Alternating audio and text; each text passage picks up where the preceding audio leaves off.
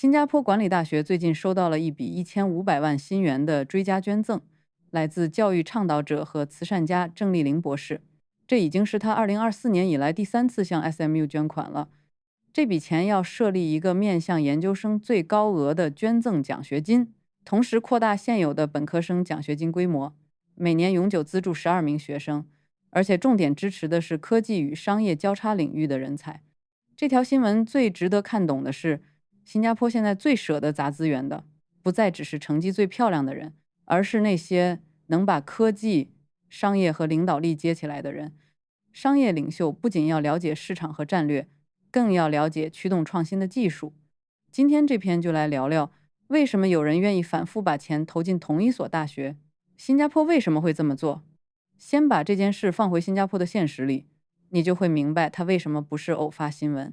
新加坡从来不是靠人口规模和自然资源赢的，它最核心的生存方式就是把有限的人才放进回报最高的位置。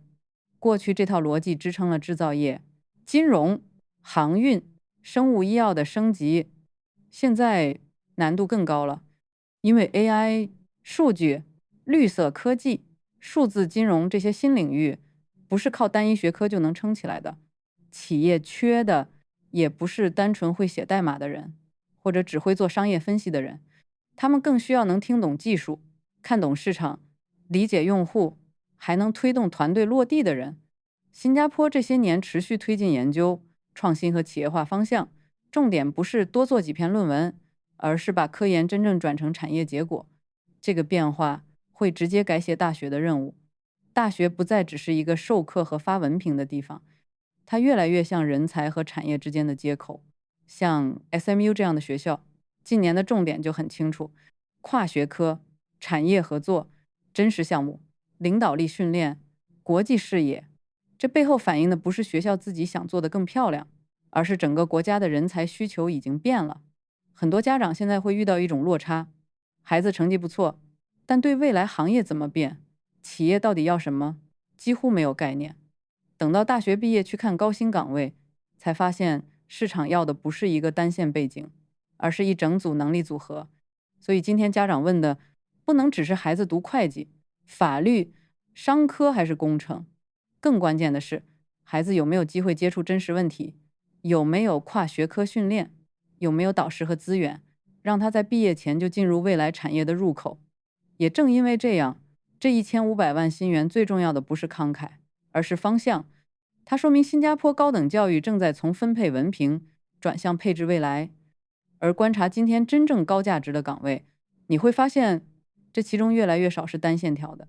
很多企业现在招人，不管是金融科技、医疗科技、供应链数字化、网络安全，还是可持续发展相关岗位，他们都不是简单找一个程序员，或者找一个传统商科毕业生。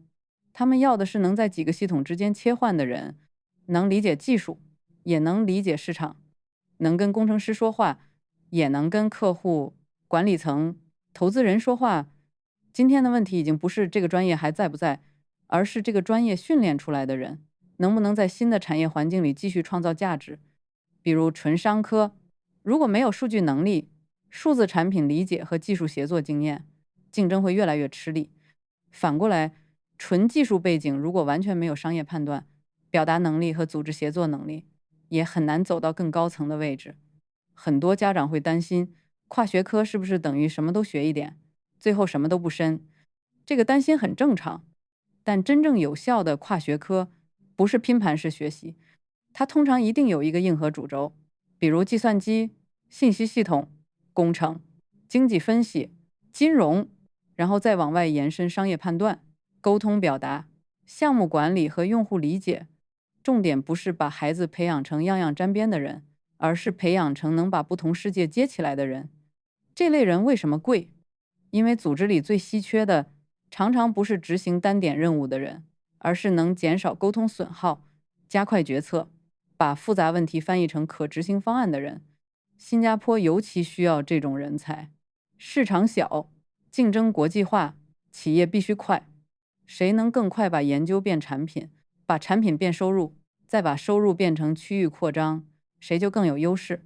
所以未来真正稳的不是某一个专业名字，而是一组能跨周期使用的能力：分析、表达、技术理解、商业判断、协作，还有持续学习。接下来就要说到家长最关心的一层了。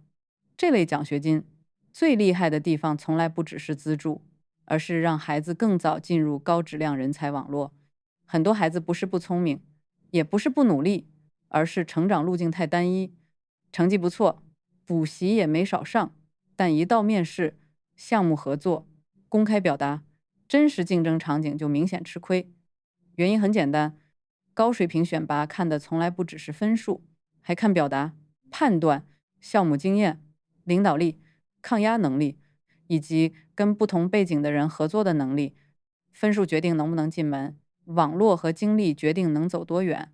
新加坡这几年的教育生态其实一直在朝这个方向走。大学不只是上课，企业不只是招聘，政府也不只是给补贴。像 Skills Future， 它传递的是一个很清楚的信号：学习不是18岁或22岁结束，而是要不断升级。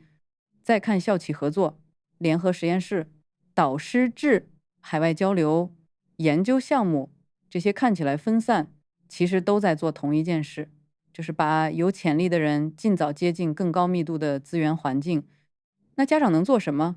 我给你4个提醒。第一，不要只投资分数，也要投资孩子的可见能力，表达、写作、呈现、公开发言都很关键。第二，尽早让孩子接触真实问题，研究、比赛、社团、义工、实习，规模不大也有价值。第三，帮助孩子建立主轴能力，先有一个方向，再向外延伸。第四，教孩子理解产业，而不只是理解考试。平时就可以一起看新闻，聊行业变化，聊为什么某些岗位越来越重要。不是每个孩子都要拿顶级奖学金，但每个家庭都应该看懂这套规则。因为规则一旦变了，继续用旧方法准备孩子，最后承担代价的只会是孩子自己。所以1500万新元培养12名学生，表面看是一则奖学金新闻，实质上是在提醒所有家长，新加坡正在重新定义什么叫值得重金培养的人，不是只会考试的人，也不是只会拿高分的人，而是能把知识、技术、商业判断和持续学习能力放在一起的人。如果你今天还是只用这个专业稳不稳，这所学校名气够不够来判断教育选择，那你很可能会错过更重要的东西。孩子有没有进入未来产业的门口？有没有建立能走10年、20年的能力组合？有没有机会接上高质量资源？这些才是接下来更关键的判断标准。如果你有想知道的，欢迎在评论区告诉我。例如，你最想重新规划孩子的哪一步？是选科？是大学？是实习？还是能力培养？当然，如果这期视频对你有帮助，也可以订阅这个频道。接下来，我会继续拆解那些看起来像教育新闻，实际上在决定孩子未来位置的关键信号。